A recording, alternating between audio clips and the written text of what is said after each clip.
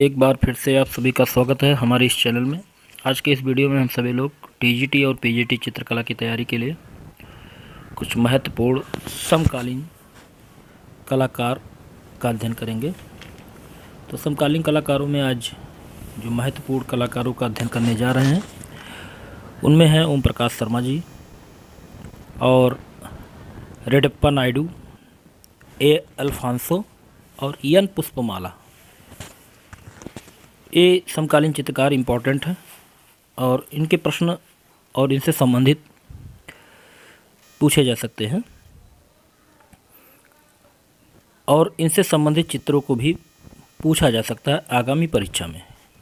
तो चलिए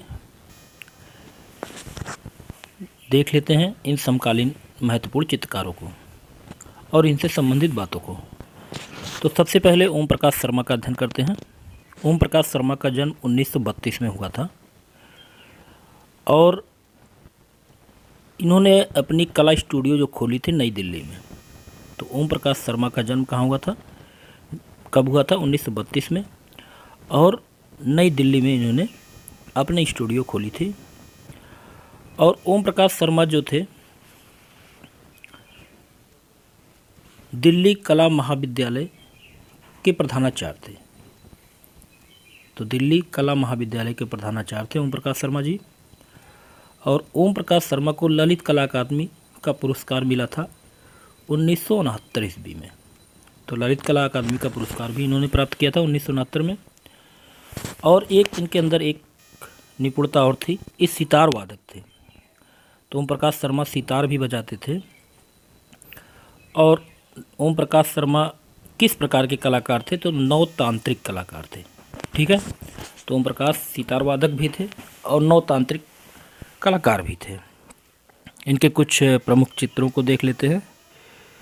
तो इनके कुछ प्रमुख चित्रों में जो यहाँ पर चित्र दिया है घोड़े की गाड़ियाँ, देखिए यहाँ पर बना हुआ है घोड़े की गाड़ियाँ। ओम प्रकाश के प्रमुख चित्रों में से एक है। दूसरा चित्र है शीर्षकहीन एक तीर्थ। तो दो चित्र इनके महत्वपूर्ण हैं, याद कर लीजिएगा। इनकी प्रदर्शनियाँ जो लगी थी, तो बहुत सारी प्रदर्शनियाँ इनकी लगी थी। होटल रेक्स दिल्ली में, कुमार गैलरी नई दिल्ली में, Saint John divine gallery New York America में, सोलर गैलरी न्यूयॉर्क अमेरिका में, और ancient current gallery Francisco USA में, धूमिलाल गैलरी नई दिल्ली में, अशोक गैलरी कलकत्ता में, और AIFACS नई दिल्ली में, पंडोला आर्ट गैलरी मुंबई में, और फेयरफील्ड विश्वविद्यालय गैलरी इत्यादि में इनके प्रदर्शनियाँ लगी हैं। चलिए अगले कलाकार हैं एम रेड्डप्पा नायडू। तो नायडू साहब का जो जन्म हुआ था कायुलापालेम आंध्र प्रदेश में 10 अक्टूबर 1932 को। मृत्यु हुई थी 1999 में।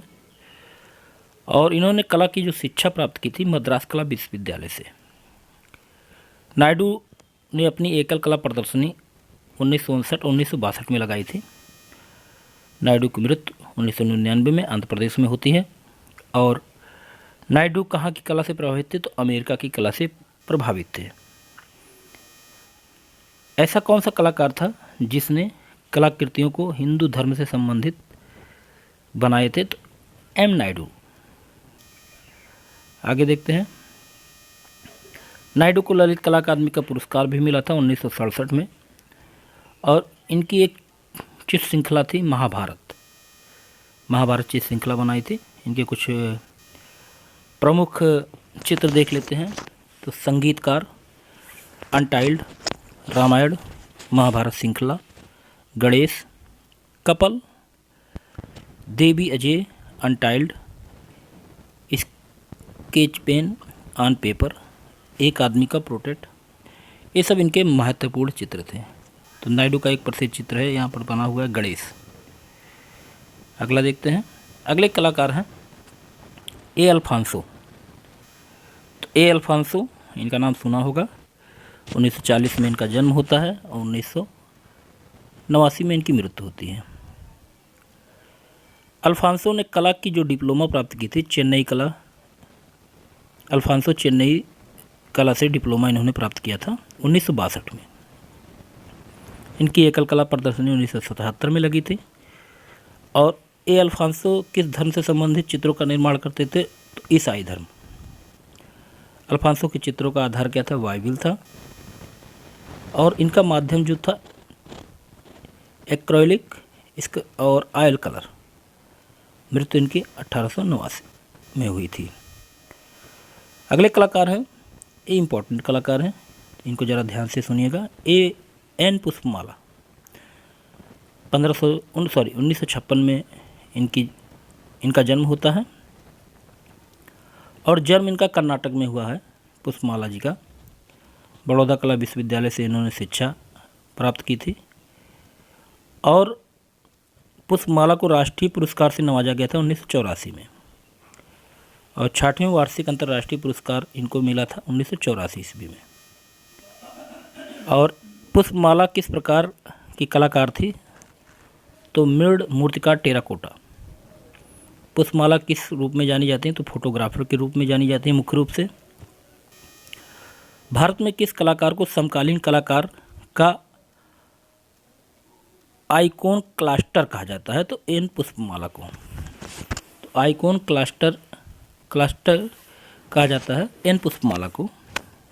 और पुष्पमाला कला की शिक्षा सबसे पहले किसके सानिध्य में प्राप्त की थी? तो बालन नंबियार। पुष्पमाला ने अपने जीवन के प्रारंभ में जो कलाकारों से प्रभावित थे उनमें से थे भूपेन सक्कर और के जी सुब्रमण्यम। पुष्पमाला ने अपनी एकल प्रदर्शनी कहाँ पर लगाई थी? तो वेंकटप्पा आर्ट गैलरी बेंगलोर में। पुष्पमाला अपने आरंभिक कार्यों के माध्यम से के रूप में किसका इस्तेमाल करती थी? तो पीपर के मुखौटे और टेराकोटा का। आगे देखते हैं, किस समकालीन कलाकार ने महिलाओं के ऐतिहासिक निरूपण को चित्रित किया? तो एन पुष्पमाला ने।